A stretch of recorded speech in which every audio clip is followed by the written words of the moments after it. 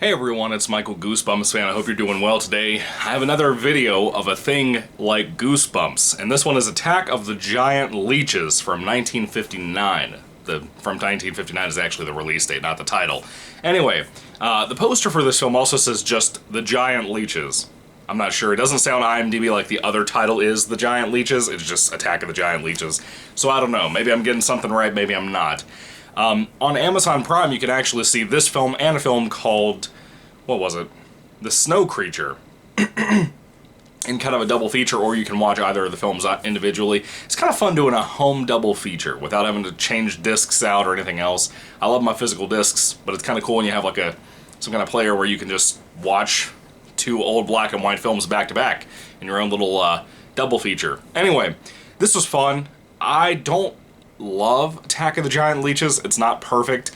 If you like the campiness and the almost unintentional humor sometimes within Goosebumps, but also the intentional humor aspects and the kind of body horror aspects. There's one particular scene in this film that has a really horrific body horror scene involving, obviously, giant leeches attacking people. That it gets the job done in certain areas of the film. However, it's not like, it ain't high budget. You can see strings, you can see all kinds of stuff that you're probably not supposed to see when it comes to films, or you probably just, we should all know the same answer, just shouldn't. My face looks really red. Huh, that's weird. I just saw that when I turned my face. Essentially, this is kind of a small town, swampy area, and there's apparently giant leeches somewhere out in the swamp, and nobody really knows where it's at, if it's underwater, where they're staying at, but people are going missing, sorta, kinda. We have a game warden who is very much an environmentalist type. He's very worried about trying to mess with the ecosystem out in that area, killing off the fish and stuff. If you throw out, bombs or something out there to get rid of the giant leeches, it could ruin the fish that live there, and so on and so on. So how do you stop the giant leeches that may or may not exist? Well, he teams up with a scientist, but you also have this kind of side story about this guy who's a bigger fella, a little bit bigger than me, actually. Bigger fella, who his wife is just this gorgeous, gorgeous woman. And she's cheating on him with a lot of different men in the town. One in particular is like his best friend. And he comes home one day and finds out that they're together. I think did he come home today or did he find him somewhere? I think he found him somewhere. I don't think he came home. Anyway, he found her cheating with that guy and held a shotgun at them and told them to walk out into the swamp. Basically made them walk out into the swamp water themselves. They go missing when they get attacked by the giant leeches out there. And the husband is kind of just like, what do I do? And he goes to the police to tell them what happened. They basically arrest him and accuse him of the murder. They can't find the bodies. They're not really sure what's happening. This film has its slow moments. A lot of old black and white horror films have their slower moments. I've talked about that before on the channel.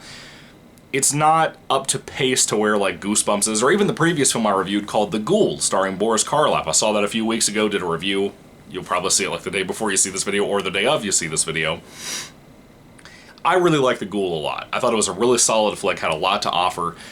This film, on the other hand, has things like the giant leeches themselves can at times look like giant trash bags with some circles on them. It's very low budget. A lot of these old films in general were low budget movies, but they were well made sometimes, and I think this film, for the most part, the story is engaging enough. After you get about 20 or so minutes into this, by the way, it's only about an hour and 2 minutes. Once you get about 20 minutes into it, it really kind of, in my opinion, becomes more engaging. The characters become more interesting because of, like I said, the husband's situation where his wife's cheating on him and stuff. You actually feel for that character. And the game warden character, he's kind of your big, broad chin kind of hero character. He's pretty cool. I like him a lot. It has a very Steve McQueen feel to him. Yes, this film was goofy. Yes, it's silly. Yes, it has kind of a low budget, and the worst possible way at times, feel to it, but it also has a charm to it that even the worst of bad horror films nowadays, that come out to theaters even at that matter, when theaters exist, if they're going to still exist, even the worst of things that come out nowadays don't have the charm that something like this movie has. I would rather watch something like this than like The Apparition or Sinister 2.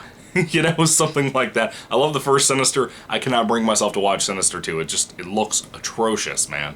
Anyway, Attack of the Giant Leeches. The monsters themselves, they might look horrible most of the time.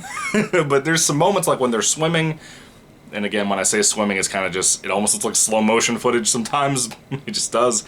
I saw on IMDb, or somewhere else, maybe on Reddit, somebody was talking about that they could see oxygen tanks somewhere on the costume. I don't think I saw anything like that. I tried to keep my eyes peeled for it when I read about it, but I didn't see anything. It was fun. I had a fun time after a while. It took a little while to get there. Again, about a fourth of the movie. You know, it's an hour and about an hour long, about 20 minutes that far to get into it. I got into it. I liked it. I didn't hate it. That's all I asked for. I just want to be entertained. Compared to the second film that ends off this double feature, The Snow Creature, this is like a masterpiece. The Snow Creature's horrible. It's a really, really bad film. I'll get there in my next video after this to talk about that for you guys. Hopefully you'll enjoy that video as well. But Attack of the Giant Leeches, it ain't a home run, but the body horror aspects at times, well, at least that one particular big scene that everybody knows I'm talking about, that to me is the moneymaker of the film. That is the moment that I was like completely uncomfortable with how creepy that part of this film got. Again, ain't great, ain't perfect. Don't go out of your way to watch this film, but it's free to watch on Prime right now. You can probably find this anywhere on the internet, YouTube, BitChute, somewhere to watch this for free. It would be a fun time. I think you might like it. Anyway, what are your thoughts on Attack of the Giant Leeches? Did you love it? Did you hate it? Again, that goofy title reminds me a lot of Goosebumps. These old black and white horror and creature feature films remind me a lot of Goosebumps anyway. So I like to make videos about that to kind of throw something your way if you want to check them out, or just hear my thoughts on something that may or may not be good. Might have that Goosebumps feel to it, but it might not be a good movie. This would be one of those. This is not a Universal Monsters kind of quality film. That was like 20 years or 30 years before this came out. So, anyway, Attack of the Giant Leeches. If I had to rate this film on a 5-star basis, I'd probably give it about a 3 out of 5 stars. I had good times at times with it, but it's not consistently great. Or good, for that matter. Anyway, what are your thoughts? Put them down below. Did you like the flick? Did you hate it? Did you go off my recommendation and check it out?